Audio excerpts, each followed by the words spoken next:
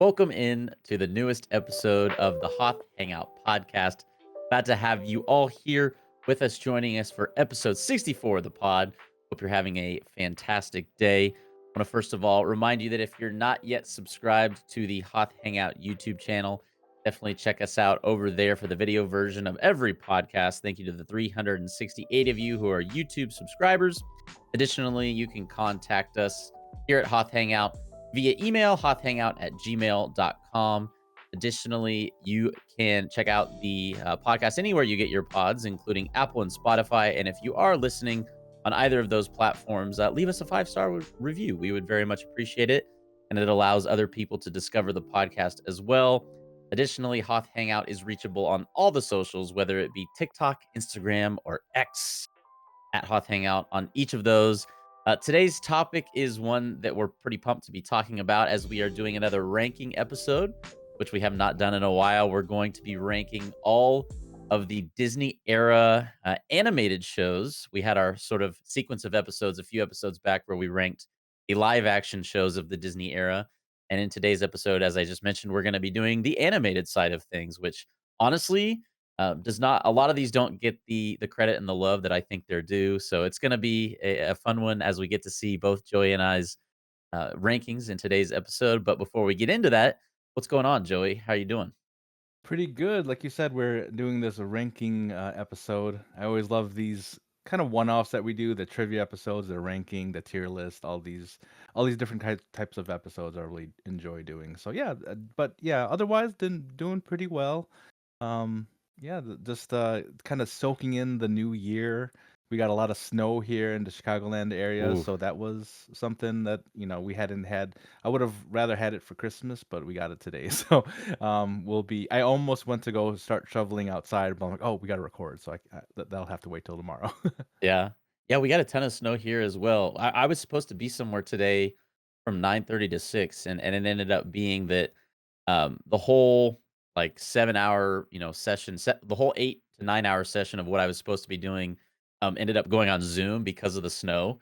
Which, Wow. oh man, it was a little bit of a throwback to the kind of the heavy COVID Ooh. era, and I was like, man, I do not miss this. So Little PTSD from that. yeah, yeah. Big blizzard, I guess, hitting all kinds of the US now at the moment. Side note, Gibbo, is there any snow in Australia right now? I think it's the middle of the summer probably though, is if I had to guess. Isn't that how it works? Northern, Southern Hemisphere? Believe so, yeah. Yeah. Anyways, Yes, um, no snow, no snow. It is no very snow. hot here today. Well, yeah, And it's the very snow. hot here. It's Ah, got we him, did it. got him. Get on with I'll the be here He'll all be show. he'll be here all night, everybody. That's right. Well, in the midst of the heat in Australia and the snow in the US, we did get a very cool piece of Star Wars news.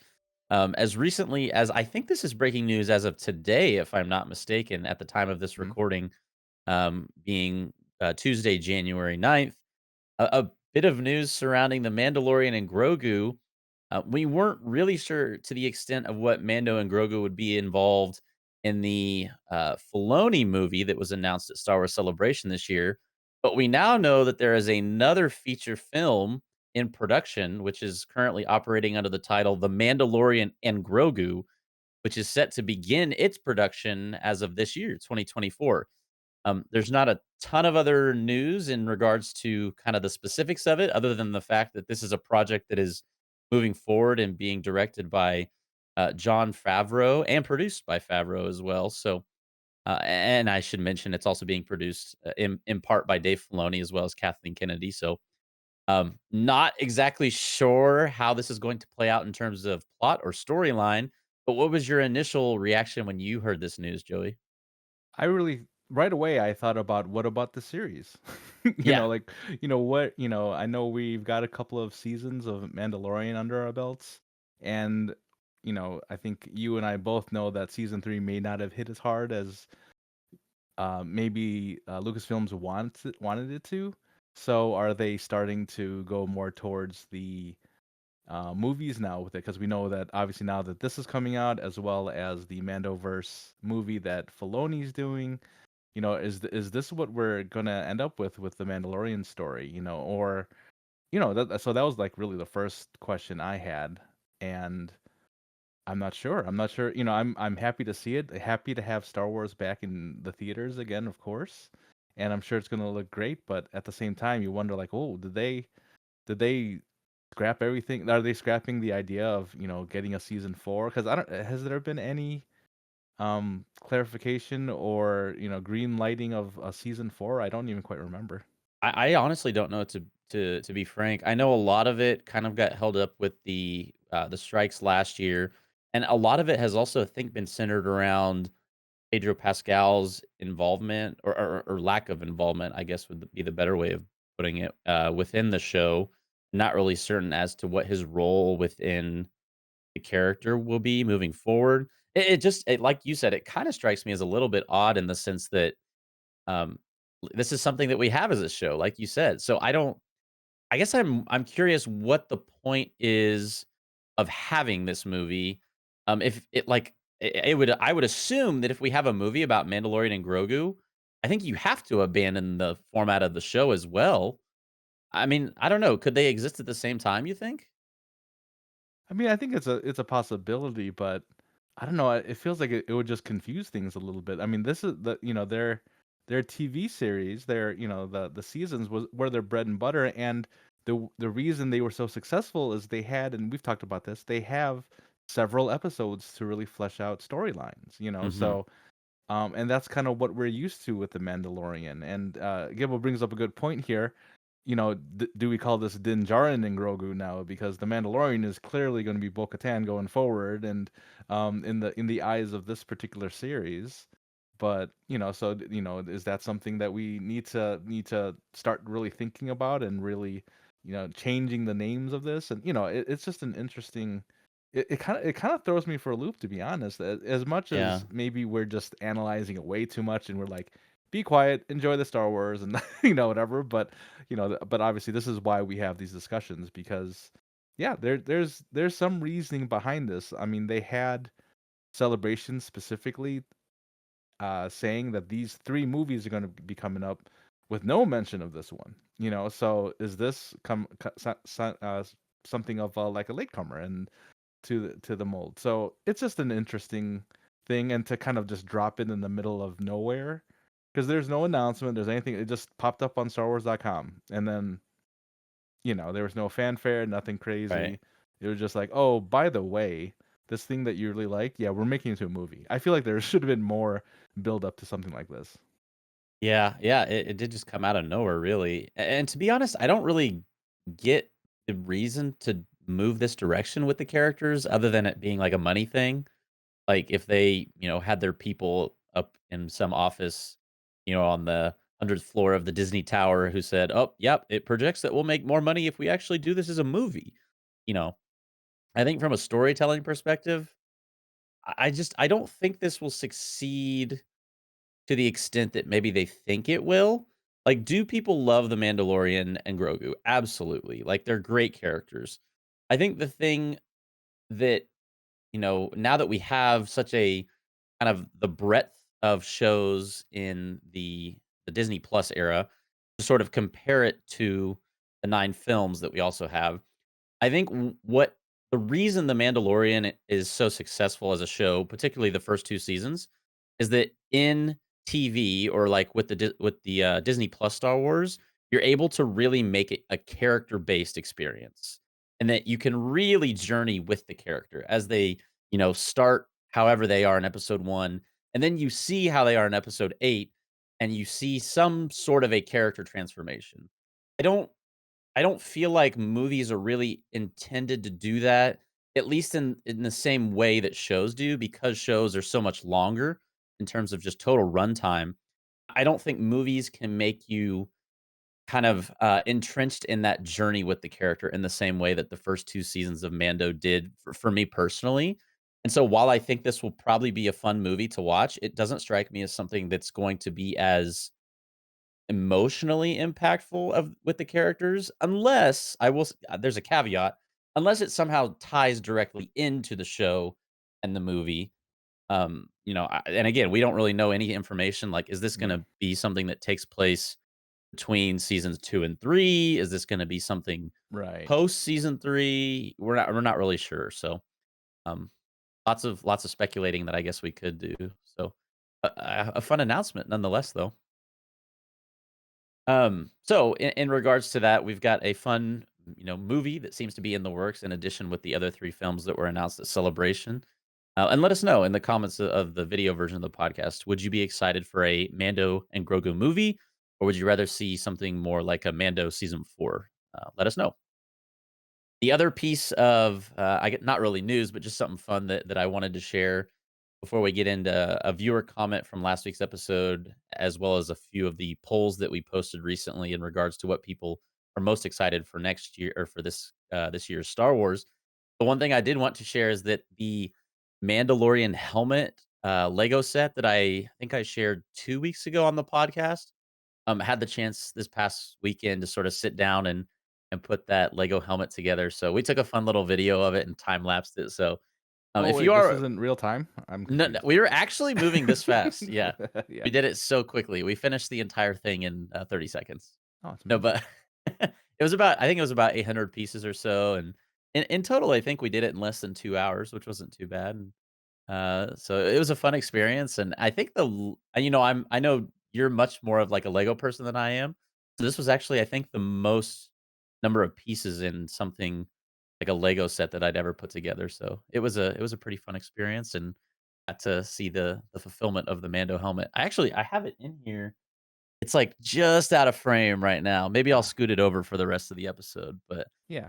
Yeah, I did think you? yeah, Legos, in Star Wars, like I said, is just so much fun. You just are able to just experience you get to be like a kid, and playing with the toys and especially with something like Lego, and then like you said, the fulfillment of like building it and seeing it, finally done. There's something to that. So, and there's little Mando helmet right there. Yeah, he's probably gonna be blocked by the chair for the rest of the episode, That's but, right. yeah, there it was. So it was a fun experience, and, I'm Joey, I'm already looking forward to getting another one that I can, dig my teeth into and Yes, maybe do another. there's a few of them out there. So yeah, you have the pick of the litter for sure. Yeah. Our wonderful Aunt Vesuvi, left us a comment on last week's podcast that we also wanted to share and provide, our commentary on. Aunt Vesuvi says, "Thanks to Ben, Joey, and Gibbo, and happy belated birthday, Gibbo. I love Joy's idea that Balin's skull would be an excellent subject for future episodes of Tales of the Jedi. Indeed, that would be one easy way to learn much more about him, and I guess it would reach more viewers than it would a comic or novel." And of course, this was in reference to in the things that we talked about in last week's episode, the things that we're looking forward to in 2024, the characters that we would most love to see kind of their stories told in a second season of Tales of the Jedi. I think you mentioned Balin and I mentioned Asajj. Two characters that definitely deserve more, especially Balin, as Aunt Vesuvi says. So, a fun way that we could get some more Balin lore potentially. Who knows? Who knows? I'm hoping, by the way, that we get updates, especially on Tales of the Jedi, because this feels like of anything Yeah. coming out this year, the one that we could get the soonest. So, Yeah. I mean, remember when they dropped the first one? That really came out of nowhere. oh yeah, yeah, Yeah, no that warning. there was announcement or anything like, "Oh, by the way, look at these two." What was it, 6 episodes total? Is that right? Yeah, 3 Ahsoka, Yeah. 3 Dooku. Yeah. 6 episodes of Star Wars. Go enjoy it. Like what? Ahsoka and Count Dooku? What is this? I want them to completely shock us and do like 18 episodes, and there's Oh 3 my god. episodes of 6 different Jedi. Okay, okay, easy, easy, buddy. That'd be great. That would be great. Thank you again to Atmasubi for leaving that comment. And another thing that we posted both on YouTube and over on X on the social there was we asked all of you what you're most excited for in 2024 for Star Wars. The options being the Acolyte Skeleton Crew, the third season of Bad Batch, Star Wars Outlaws, or the third phase of the High Republic. Also, do want to make a note that these polls, Gibbo and Joey both voted for Star Wars Outlaws. So if you're wondering why the selection is on Outlaws, if you're watching the video version of the podcast, that's why.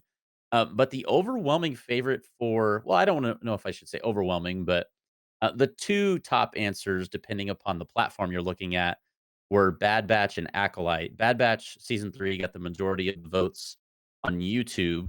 And then I believe the Acolyte got the majority of the votes on X. Actually, yeah, Acolyte almost blew Bad Batch even out of the water over on X. So, You and then notice Outlaws anything interesting with the Bad Batch's percentage here, just out of curiosity? 26.2. It's the marathon distance. I just thought that was Oh yeah, interesting. yeah, Yeah. yeah. That show is a marathon in many ways. Yeah. Yes. I personally, I could go back and forth. I mentioned that the Acolyte was what I was the most excited for, but I could easily be swayed to, the Hmm. third season of Bad Batch. But Yeah, because with Bad Batch, you know kind of what you're getting into. You already established everything, so it's more of the continuation of the story. But Acolyte obviously has a little bit more potential because we know a little bit about it, and we're just excited for it. yeah, but nonetheless, a fair amount of votes for each of our options. Skeleton Crew perhaps not getting as much love as some of the other options, but Outlaws was consistently, I think, the third most voted for option in both of our polls. So By lots to me and look Gibbo. forward to. Yeah, yeah. You guys were on your alt accounts, like voting for Outlaws for the whole Like, come thing. on, people! There was a point when Outlaws was actually ahead on YouTube, I think, and it Was it wasn't it really? wasn't just me. It wasn't just me, and I'm like, there you go, and then it just yeah, people started voting. I maybe I was on all my other alt accounts voting for the Acolyte. I knew it. Vote early, Well, vote often. yes. As we mentioned at the top of today's podcast, we are ranking today all of the animated shows of the Disney Plus Star Wars era. In total, I believe we have seven. It's from, in no particular order, the Clone Wars, Star Wars Rebels, Star Wars Resistance, Tales of the Jedi, The Bad Batch, Visions, and Young Jedi Adventures. Kind of a wide array of a different, assortment of types of shows, of course. So there is that bit of caveat that some of these shows were made for certain audiences. Obviously, stuff like Young Jedi Adventures was made for a younger audience compared to something like, maybe Rebels or Clone Wars, which was made for kind of that more typical Star Wars audience. So, anyways, having said all of that, Joey, before we start, I did want to let you know of everything on this list, you and I have seen all of Bad Batch, Clone Wars, Rebels, Visions, and Tales of the Jedi. You've seen all of Resistance. I was gonna let you know I actually watched 2 episodes of Okay, Resistance. good So start. I have had a little bit of exposure, to this Okay. show, and for what it's worth, this is a little bit of a teaser for an episode, like, 8 weeks from now. Joey and I are gonna be doing an episode where we sort of, review and recap Star Wars Resistance as a show. Ooh, So, see, I've on already Vesuvi finally got to you. yeah. I've already started my watch through, and so I got a little taste of the, sort of the main character in that show and kinda his story and everything, and then you and I think, have each seen about 4 episodes of Young Jedi Adventures, so, Hmm. um, for what it's worth, we have each seen all of most of these shows and And some of the some other of a two. few of these shows, so, um, we have experience with all of them. That's all I'm Yes. trying to say, so did you have anything you wanted to touch on with sort of the Disney Plus animated series, era before we hop into our rankings? I think it was really smart for them to continue down the road of the animated series. I think that was a pretty, once Clone Wars really was as successful as it was within the Star Wars environment and the fandom. I think that's when they realized that they've got something special here with the animated stuff. So, and of course, it being Disney, very well known for a lot of their animated shows and properties and such, it only makes sense that they went down this road too. And honestly, super glad that they did. Yeah. It is kinda crazy to think about, because I think the Clone Wars came out in 2008. So I think Rebels came out in 14.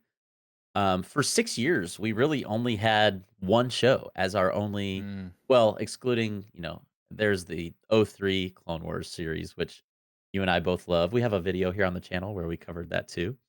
Um, but, in terms of canonical Star Wars, for 6 years, hmm. Clone Wars was the only thing. So, um, I think you've seen this kinda subculture of Star Wars Hmm. come out of the Clone Wars, and we've had a lot of these wonderful animated shows. So, Right.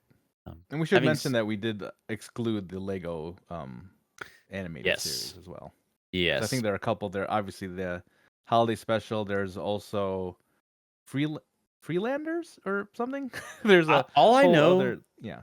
is every time I'm on Disney Plus and I go to the little animated section, I see like 3 different animated Lego Star Wars things, and I haven't seen them admittedly other than the holiday special that you and I watched last month together, and I'm like, "I don't even know what these are considered in terms of, like, are they actual shows? Are they shorts?" hmm You know what I mean? Right. So, have you seen any of those other ones, by the way? I have not. I think Hey, I've seen maybe one other Star Wars Lego thing, but not that long. There's a longer series like the Freelanders. I don't remember the name of it, but that is an actual series. future episode of the pod, perhaps. Aha, another Wait and one. see. While doing Legos. Aha. Oh, that'd be fun. Well, should we hop into our rankings of animated series from the Disney Plus Do era? it. Okay, for full disclosure, before we see you and I's number 7 rankings, for hmm those that have never seen an episode, where Joey and I rank something or listen to an episode where Joey and I rank something, number 1, it is a little bit more of an interactive thing if you're actually visually able to see what we're saying. So this is one of those episodes where the video version of the podcast is definitely one that I would say is worth watching rather than listening to for this week in particular, just because it's a little bit easier to follow along. And then the other thing being that when you and I do these rankings episodes, we relatively frequently have similar, if not identical, answers. So that's Yes. the other thing I'm curious to see with the episode How today. many do you think we'll have in the exact spots as the other? Oh, I'm gonna say, I'm gonna say that we only have 3 in the same spots. I Really? think, I think I'm we're gonna be going subtly different this week. I'm going higher. I'm going 5. That was I was gonna say 5, and then I'm Yeah. gonna say 3 instead, So just I to be guess 4 different. was the over under on this one. So Yeah, for those yeah, betting at home. yeah, yeah. Well, are you ready to check out our number 7s? Yes, I am. I think we might diverge on this here. Well, let's see. Oh, Oh, never yeah. mind. We both had, Star Wars Young Jedi Adventures. I was thinking that you may have put a different show here, Hmm. um, but again, I mentioned before we started our rankings that this is one that you and I did we watch, I think, a couple episodes of this together, I've or did we watch it No, we separately? watched them separately. I think I got up to 6. I want to say I got up to maybe 6 Oh, and then episodes. we talked about it on the Yes, podcast that's episode. right. So, I guess for those that don't know what this is a show that is created largely for a younger audience. And if you've seen, oh, what is it? I think it's the Wonder Pets. Have you ever seen that show Mm-mm. where it's like 3 animals and they go on these missions to rescue other animals in danger? That's the vibe that I get from this show. It's like the Star Right. Wars version of Wonder Pets, where there's these 3 friends, these young Padawans in training, and even Master Yoda is in this show too. And these 3 Padawans in training kinda have a different mission every episode where there's someone that needs help in some way or another, and the whole theme of the show is like, how can we help the people who need help? The highlight of the show for me, I would say, is Nubs, the little blue, Yes. like, fuzzy, creature. Man, he's great. Yeah. Nubs Nation, baby. Nubs Nation. I guess I didn't really speak to as to why it falls in 7th place. Not a bad show by any means. It's just, you know, the audience that this is meant for is like 0 to 10-year-olds. If And that high. if that high, yeah, maybe even like 0 to 7 or so. So, um, I do not fall in that age category, and, that is not to say that I did not enjoy aspects and elements of this show, just that it is not really a show that is developed with the intent of being, thoroughly enjoyed by, fans of a different style of Star Wars animation. So, again, not really a shortcoming of the show, just that it is meant for a very specific intended audience. Yeah, I would have to agree. The great thing about it, and we mentioned a little bit about the age, but the great thing about it is this is someone's introduction into Star Wars. So Mhm. I think it's great for what that for bringing a new generation into Star Wars. That's what Star Wars does really well. I think is just keep bringing in new fans from different age ranges through different generations over the years. Because at some point you and I will have the discussion with maybe another one about sequel trilogy versus prequel trilogy versus original trilogy, and who grew up with what and why that's important, and the lessons they learned during then, and and really shape them as people going forward. When we talked with Alex a while back when she was subbing in for you, that was one of the things that she mentioned, was that Star Wars kind of helped shape who she was in a way. So to hear that kind of impact on people, that makes Star Wars such a great thing, and this could be exactly that to some people, not us, but it could definitely be the introduction into the world of Star Wars, when they're like, oh, well, now I want to watch the movies, now I want to watch the animated series, I want to read these books.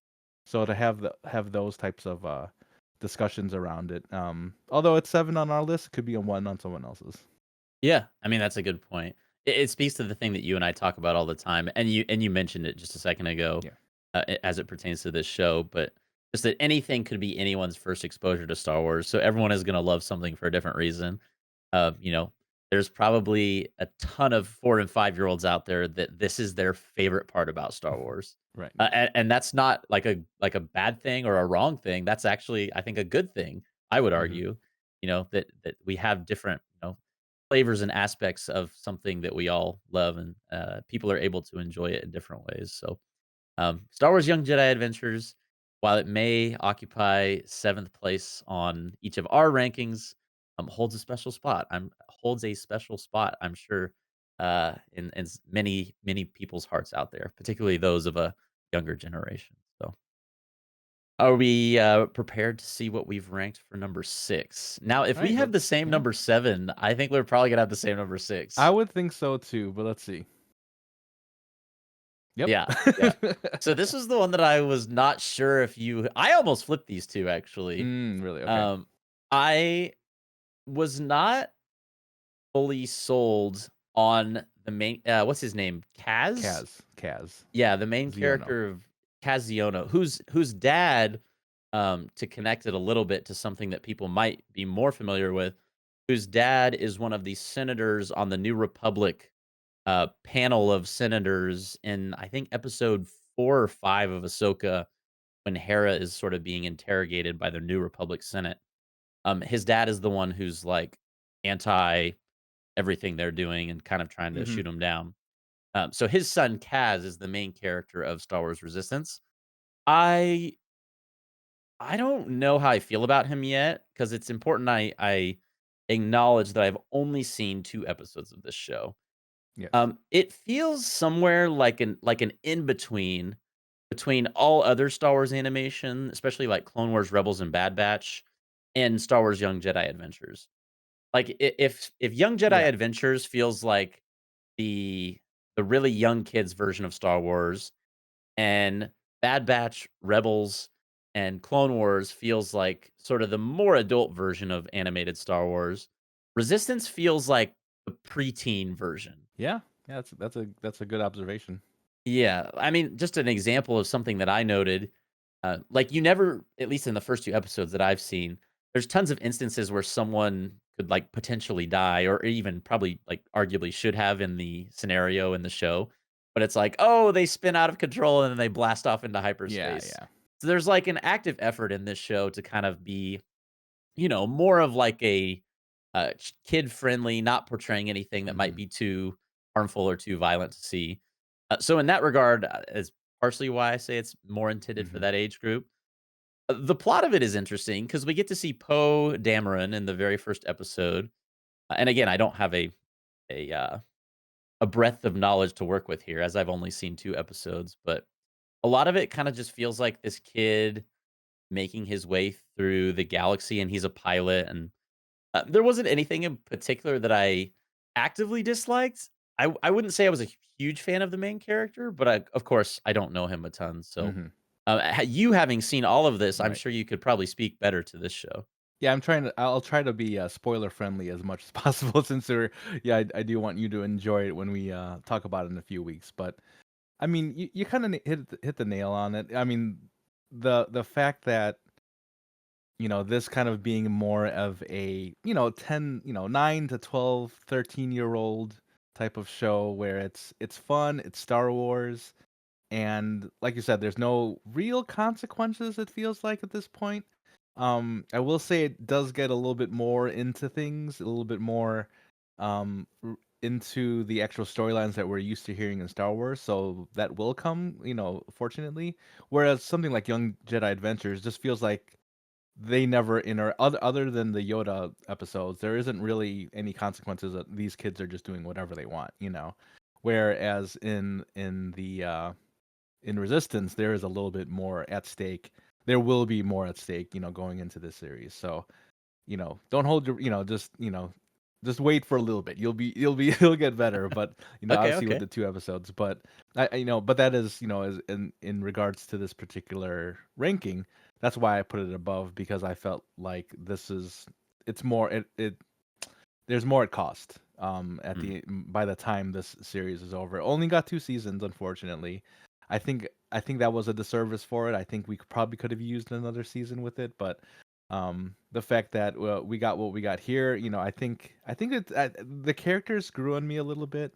There's going to be some of the pilots you'll see, some of the other characters that I think you actually will enjoy. So that is that's that's kind of where I am at, where just like any other ranking that we've done, I don't think this will ever be like where all the other Clone Wars, Bad Batch, and all those will be. But it some of these are going to have to be at the bottom, and these are the ones at the bottom. An early candidate for my favorite character. I don't even know the green alien's name, but he's Oh yeah, is hilarious. it Niku? Is it Niku? I Niku. think. Yeah, yeah, that sounds Yeah, right. yeah, He's so lovable and yeah, like socially awkward and just like he's a fun character. yeah. He's a lot of people's spirit animal. I'm sure there's a lot of people that identify with Niku. I think. Yeah, yeah. He's been a bright spot of the show for me after through 2 episodes. So, um, well, we've seen our bottom two. I will say, for me personally, there's a considerable divide between my six and my five. Yes. Same. Uh, So I guess we can check out what number five is. Da da da da da da. Perhaps. Uh, maybe. No, Will that's it. number We only have 7-6. That's we it. only we only have six and seven. Hey, there's number five. Visions. We both had Star Wars That's Visions. visions. We're gonna have all 7 of these the Maybe same. our whole list is so my bet of having five different is already off the table because we've already Yep. got three that are the same. Yep. Yep. Um, Yep. so we both had Star Wars Visions at number five. For what it's worth, I love Visions. I think I've talked about this on I think a few episodes of the podcast before. I think what makes Visions good is that it allows people, particularly people from all kinds of different backgrounds and cultures, to take Star Wars and kind of form it into their own stories without any sort of consequence of like contradicting canon or going against something that's pre-existing within a story. It's just like people that love Star Wars creating characters in every single episode that have oftentimes really cool stories in and of themselves that are, simply told in these 15-minute shorts, but beautifully told at the same time. Several of these episodes, I would argue, should even be made into like movies and shows that are Mm-hmm. they're that good.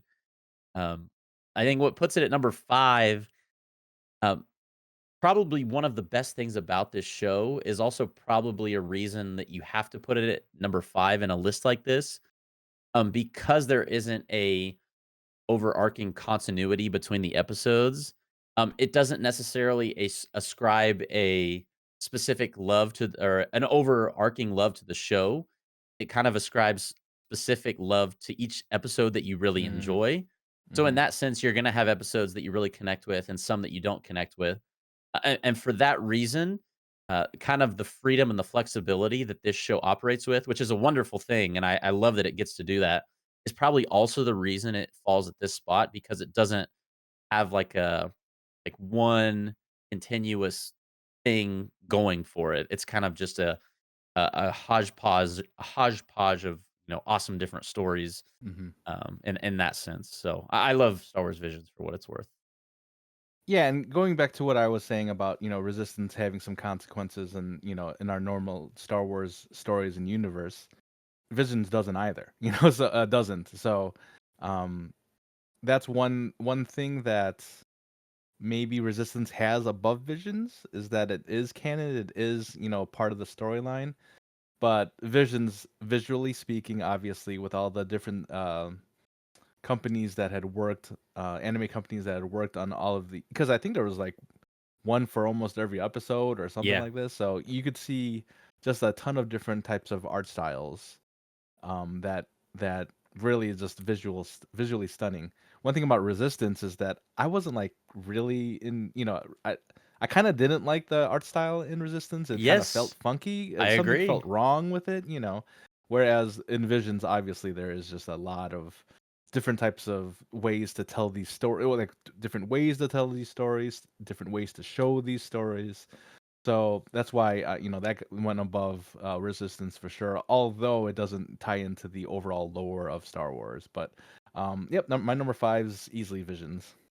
So I to note the animation style, and then we'll go on to our number fours for Star Wars Resistance, because I was gonna mention this when we were talking about it and I forgot. It was also off-putting to me, but it was funny. I watched an episode of this with Mariah, and the first thing she said after watching like 30 seconds is, "Why does the animation look like Paw Patrol?" Nice. I don't know if you know what Paw Patrol is or Yeah, not, but I it's have seen. okay. Yeah, yeah. Yeah, it like the same the way the eyes move in Resistance. Mm, Anyways, I meant to bring that up earlier and I forgot, and I thought it was worth noting, so, yeah, but Vision's a great show, and for anyone that hasn't seen it, highly, good one. highly would recommend, yeah.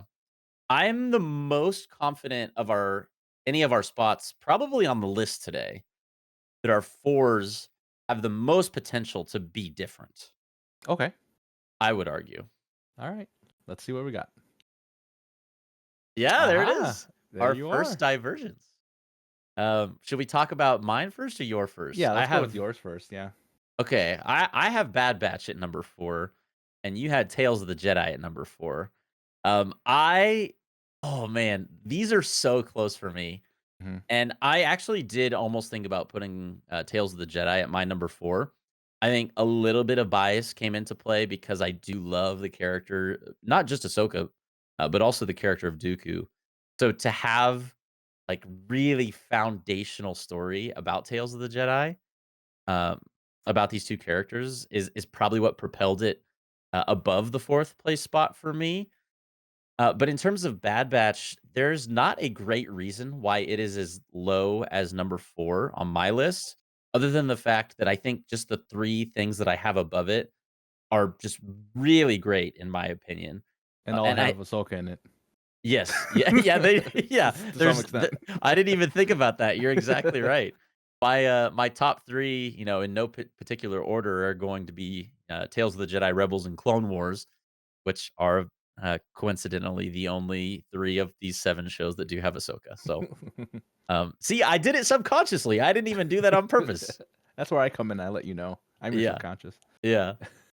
The characters in Bad Batch are, ones that I think took me probably the whole 1st season to feel attached to, but by the end of the 2nd season, felt myself saying, "Wow, I care a lot more about this show than I thought I was going to." Mhm. It is a phenomenal show that really, you know, in stark contrast to Young Jedi Adventures and Resistance, where the themes are probably far less mature, The Bad Batch really dives into existential questions, like, what does it mean to be a person? Like, if I'm a clone, am I a person? Um, what does that mean for me in terms of what rights do I have in this galaxy?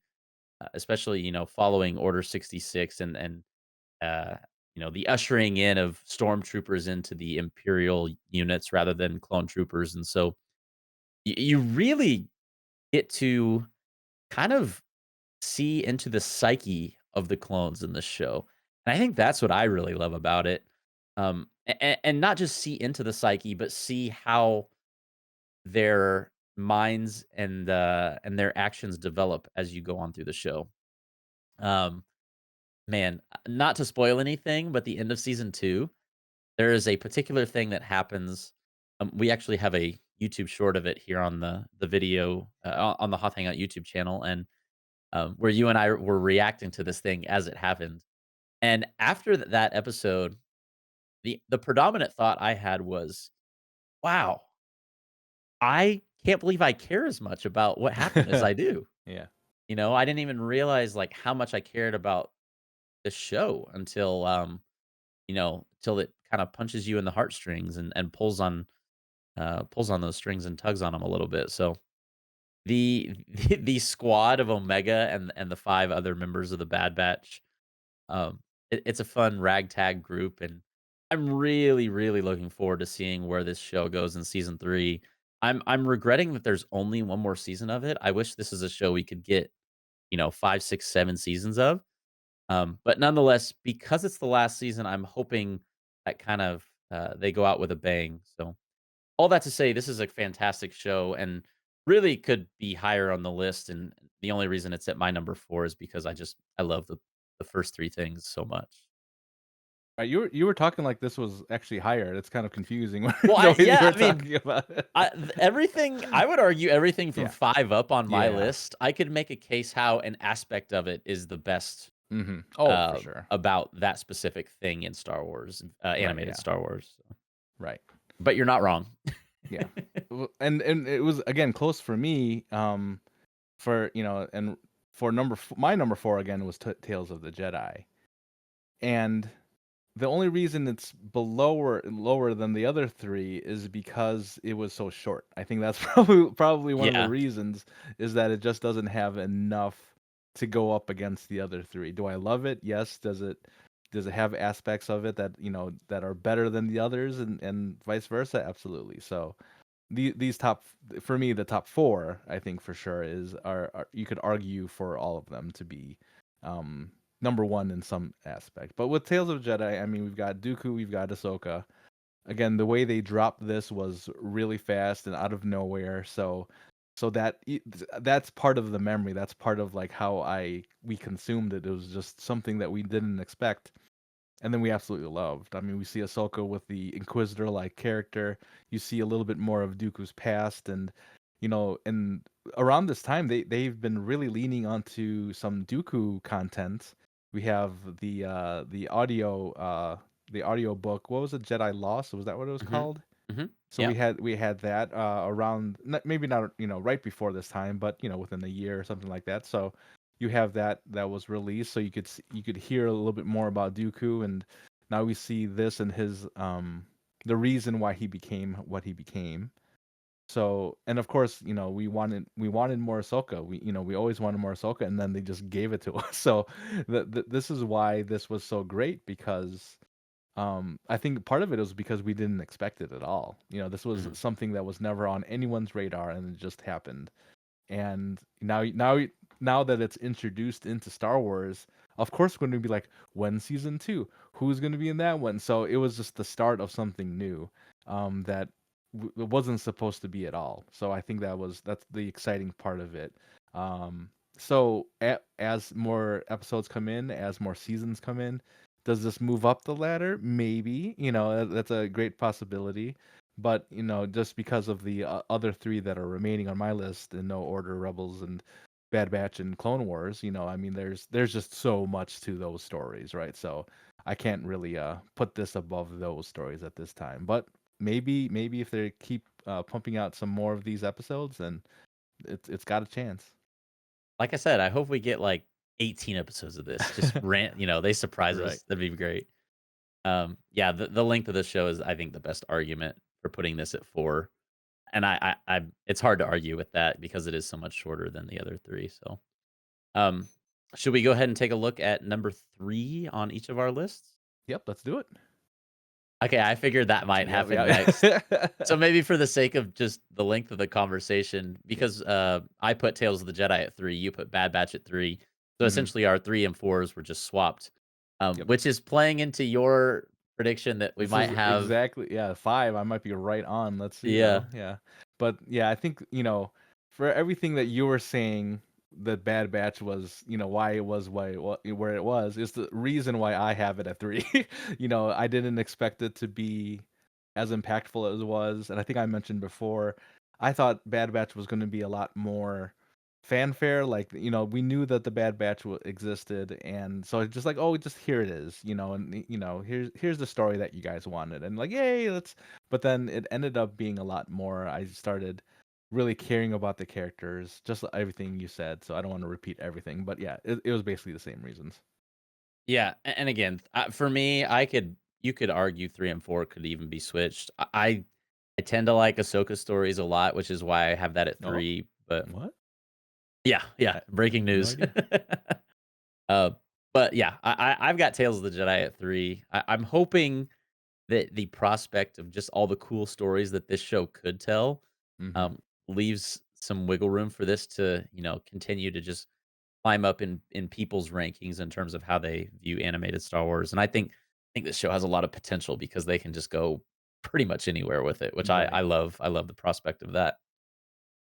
Well, and at this point, we've reached our final 2 spots on the list. I believe we're gonna reveal our number 1 and number 2s all at the same So time. I'm gonna give you a chance here. Okay. So you got the three, right? Yes. Yeah, Now, yeah. do you want to now agree with the five, or are you gonna still think that we're at three? So, let me get this straight. If we have a different 1 and 2, my prediction is correct, and if we Correct. have the same 1 and 2, your prediction is correct. Correct. Yes. Oh, man, I think we genuinely have different ones, Okay, a you still think it's the different ones? and Okay. I'm only basing that on some of our What? past discussions about Yeah. these shows. Yes. Um, I yeah. I think if you ask me the question, if I want to stay with my five or go down to three, I would also go down to three at this point. okay, yeah, because I Yeah. think you know what I put at Yep. 1, and I think I know what Yep. you put at 1, so I think so too. I think I was betting on three and four and being the same. When that happened, I knew I was actually in trouble. well, I think I know where we're headed, but should we go ahead and Hmm. take a look? Yep. Let's see it. Yep. Yeah, I knew that was gonna happen. It's so funny when we do, we've been podcasting for like what, 14 months now, 14, 15 months or something. And so like you and I know each other's Star Wars taste well enough where we can almost predict like what each person Right. is gonna pick for those spots. I had Clone Wars 1, Rebels 2. You had Rebels 1, Clone Wars 2. And Hmm. I think this is a pretty great conversation to have Yeah. just amongst Star Wars fans as a whole. Hmm. And probably another question that I would pose to people down in the comments, which of these shows do you prefer more? I think it's, I mentioned that there's a divide for me personally between, 5 and 6. I think there's probably another substantial divide between 1 and 2 and between 2 and 3, I should say. 1 Hmm. and 2 being Right. so far above, in my own opinion. Again, I feel like a broken record. There's not a great reason for putting Rebels below Clone Wars, other than the fact that I genuinely love Clone Wars so much. Hmm. Um, I remember when this show was announced. Actually, I think I was in middle school, and I had discovered Star Wars. My dad had introduced it to me, maybe 4 or 5 years prior to that time. So I was familiar with it. I had developed a love for it, and I had watched at that point all 6 of the films, and I was like, "This is something I really like." And then, when I hear there's this show coming out, I'm like, "What? They're making it into a TV show?" So there is a pretty big element of my ranking of this one over Rebels at 2, which is nostalgic just because I grew up with this. I remember watching the commercial when they announced, this is not, I guess, too much of a spoiler, when they announced that Darth Maul was coming back, and it was like, "What? How can you?" There are these Star Wars fans that were like, "How can you do that? That doesn't make sense." And me being a lover of Darth Maul, I was like, "Who cares? He's gonna be back in the show." Right. Um, Clone Wars, the I think the story doesn't touch on as many deep themes as Rebels does. I think Rebels has the edge in the sense that it talks a lot about kind of the essence of the Force and what it means to practice, the use of the Force. Like the Force is this living embodiment thing. It's not something you necessarily just use. What does it mean to be on the light side and the dark side? What is balance? There's sort of these larger existential questions that Rebels touches on that Clone Wars doesn't as much. Although not to say that Clone Wars doesn't, because there's a great arc in that show where, Yoda visits the wills of the Force. Highly recommend those episodes. Those are some of my favorites, but, I think the characters, I would argue, partially because they're ones from the films originally, I connect with those characters of Clone Wars a little bit more. Again, the story of Ahsoka, I think she is more centrally she's more central to the story of Clone Wars than she is to Rebels, I would argue. Maybe people would disagree with that now that we've got the Ahsoka show, but at least that's the way that I think I see it. And so, um, I just Clone Wars, a lot of it is nostalgic for me, but um, the breadth of storytelling, while it might not be necessarily as deep as some of the themes in Rebels, it's something that I fell in love with as a kid and something I continue to love every time I watch it to this day. So, not a fantastic reason for having Rebels at 2, because I do love the characters in Rebels as well, just not quite as much as the characters in Clone Wars. So, but what was your reason for putting Rebels ahead of Clone Wars? My reason was because they developed these new characters here Mhm. in the during the series. I mean, these are all new characters with the exception of Ahsoka. I guess Thrawn, if you want to include that, and some of the EU stuff. I think this is the first time you really you see him in the canon version of Star Wars, right? So I think that was probably my biggest thing. I love the sense of their family that they kind of created. You kind of get thrown in right in the middle of their life together, and then of course Ezra, kind of is now become the part of the family, and just that whole storyline, and of course, and I think it's a lot of how it was introduced to me as well. Just as with you, you had your experience with seeing the commercials and really early on, whereas with me, and this may be not a great reason to put Clone Wars at 2, but for me, Clone Wars was like at first was like this is something I have to do. Like this is, I have to get through these seasons of Clone Wars to, and maybe this isn't necessarily true, but to quote unquote be a Star Wars fan. I got to watch all of the seasons of Clone Wars, 6 at the time, so I had to binge watch all of that. And although it was enjoyable, it felt more like a chore. It was more of something that I had to do as opposed to something I wanted to do. Then with Rebels, actually was able to watch, that kind of week by week, just like, a lot of people had watched the Clone Wars series. So I think it's just the consumption of it, that's part of why it was more impactful for me, more enjoyable for me because I had to wait a week. I talked to my buddy like, "Oh, what do you think this is going to happen? What do you think over, everything like that." So, I think I may not have seen season 1 in real time, but I think season 2 and on, that's when I kind of started watching Rebels. So, um, all that to say, I think that was probably a big reason why I put it at 1 because this was truly my first animated series. Mm, This just like Young Jedi Adventures is somebody's first, Rebels was my first. Where yes, I did watch Clone Wars before it technically, but it wasn't like something that I was able to grow with. mhm. I was, I had to I felt like I was keeping notes when I was watching Clone Wars. I'm like, okay, there are all these clones. They all have these names. Okay, I got that. And like, oh, there's this new Jedi Ahsoka. All right, I got to figure out who that is. So there, that was all given into me right away. Whereas Rebels, I kind of really grew into, with it. So, Mm. like the scene, the last scenes with Kanan, I was just like, oh wow, this is like that was impactful for me. And even when I saw Ahsoka in Rebels, I was just like, okay, there's Ahsoka. Like that wasn't like a huge like oh my gosh moment. It was just like, oh, that's the one from Clone Wars. I didn't have years of watching Clone Wars to like, to be like, oh, this is amazing. This is Right. Ahsoka, where I'm just like, oh, it's the one with the tails. Yeah, yeah, yeah, yeah. So it's a little different of, how I experienced it. So for me, from a personal standpoint, that's why I put Rebels ahead of Clone Wars because again, that was my first animated series, just like Young Jedi Adventures was for somebody in the past year, and how Clone Wars is for you.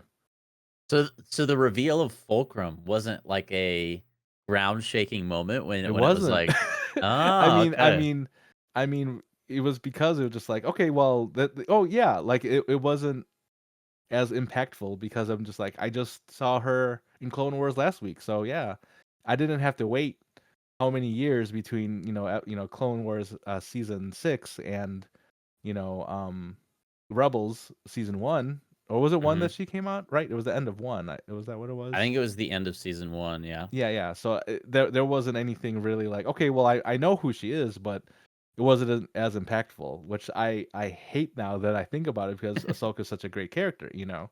But the reality of it is that I didn't have like 6 full seasons of Ahsoka, like, Mhm. week after week after week to now see her in Rebels, So if I would have done that, then I would have seen it, I would have had that same feeling. But when it happened when I was watching, I'm like, "Oh, yeah, yeah, that's her." Like it was just kind of like a fact. Yeah. The other thing I'd mention, and not to, like, advocate for Rebels over Clone Wars, but I think the one thing that it does do probably better is I think it's a little bit more efficient with its storytelling. Mm, I think mhm. it's oftentimes a little bit more linear in the sense that with Clone Wars, you'll have a 3 or 4 episode arc where you're with Obi-Wan and Anakin, and then you might not see Obi-Wan for, like, 3 more episodes. Right, right. It's like because it jumps around to different stories, so it doesn't feel as consistent, and it doesn't feel like you're sort of moving with the pace of the overall narrative sometimes because it's jumping around. I think in that regard, Rebels is a little bit easier to watch, I think. Um, but again, I, I feel like I'm advocating for Rebels over Clone Wars. I do want to make it clear. I do like Clone Wars a little bit more. Yeah, yeah. But But well, yeah, these no, are some great, yeah, great lists. Yeah, you won. You got the 3, and I lost at 5. but to be for what it's worth, like our 3 and 4s are pretty close and our 1 and 2s are pretty close. And Right, even though yeah. we have them where we have them, like, the divide between each of our 1 and 2s is pretty small, and between each of our 3 and 4s is pretty small, so Listen, I really wanted to pick 3, but I wanted to be different, so I just, you can't have both 3. That's not fun. Right, right. Also, all of you listening or watching, let us know either down in the comments of the video version of the podcast or on one of the socials at Hoth Hangout, what your rankings of each of these 7 shows might be. Do you like Clone Wars or do you like Rebels more? That's the big one that we'd, Team Ben, Team Joey. What do you yeah, guys got? yeah, that we'd love to hear from you. And the question we would also pose in that process for this week's question of the week is, which is your favorite Disney era animated series? Let us know down in the comments as well. On next week's episode of the Hoth Hangout podcast, Joey and I are going to have the pleasure of covering the Darth Plagueis Star Wars book. This is one that I think Ooh. I've read a portion of in the past. I know I've read the first half of this, Mhm. and because my mind cannot remember what happens, I wanna say I never read the second half of it. Oh, really? Um, Okay. yes, so this will be something that I think is, in its complete entirety, my first opportunity to sort of dive into the fullness of the Darth Plagueis story. For those who might not know, Darth Plagueis is the master of, Sheev Palpatine, good old Emperor himself, and so, um, this is, as you might also have noticed, episode 64 of the podcast. We're slowly creeping more and more towards episode 66. Ooh. We're gonna be maybe this is even a little bit of a teaser for 2 weeks from now because we're going to be doing an episode covering all things Sheev, Mr. Palpy himself 2 weeks from now. So the Plagueis book is a little bit of a lead in to our special Order 66 episode, which will happen in 2 weeks' time. So stay tuned for both of those. It's gonna be fun. Joey and I will kind of give our thoughts and discuss the Darth Proper book Plagueis book. reports. Yes, I haven't given a book report in a long time, so this will be fun. Um, and so that about does it for this week's episode of the Hoth Hangout podcast. As a reminder, you can check us out on YouTube for the video version of the podcast, as well as all of our reactions to new Star Wars shows when they do come out. Again, that's on the Hoth Hangout YouTube channel. Additionally, you can contact us via our email, hothhangout@gmail.com, with any Star Wars thoughts or questions that you might have. Otherwise, we'd love to showcase them here on the pod and discuss those here. Additionally, you can find the Hoth Hangout podcast anywhere you get your podcasts, including Spotify and Apple. And if you're listening on any of those platforms, leave a 5-star review. We would appreciate it very much. And it allows others to also discover the podcast more easily. You can find the Hoth Hangout socials on Instagram, TikTok, and X at Hoth Hangout on each of those. And it's been a fun one today covering our favorite animated Star Wars series of the Disney Plus Star Wars era. Joey, any last thoughts on animated Star Wars or anything else otherwise? Yeah, I wonder for the people that have not watched any of the animated series, like if all this just completely went over their heads. um, but this is a good time to mention that it's some good stuff. Go watch it if you haven't. Do what Ben did, watch a couple episodes of Resistance or maybe Rebels or something, and see if you connect with any of it. And Yeah. but yeah, these are always fun. Like I said, the ones where these are the discussions Star Wars fans have. Like, give me your rankings. What's your favorite? And so to have it all documented here, for us to view, for even us to view later on, is going to be a lot of fun. So, great discussion, and had a lot of fun. Yeah, absolutely. Like you said, I'd never seen Resistance, and now I'm eagerly looking forward to watching the rest of the show. Actually, am enjoying it a lot more than I expected to. So, um, as Joey said, if you've never seen any of these, give animated Star Wars a shot. A lot of them are far better than they're ever given credit for, and we would highly recommend. Lastly, thank you to Gibbo for producing today's show, the video, and the assets, and for being the most animated of this podcast. We've had a Right. blast today covering all things animated Star Wars. We look forward to next week when once again we'll be talking about all things Dark Plagueis, and the week after when we'll be talking about all things Palpatine. Shout out to George Lucas. Shout out to Dave Filoni. And hope you all are having a fantastic start of your 2024. It's been a fun one once again. We'll catch you in next week's episode. Thanks so much for listening to this one. And until next week, may the Force be with you.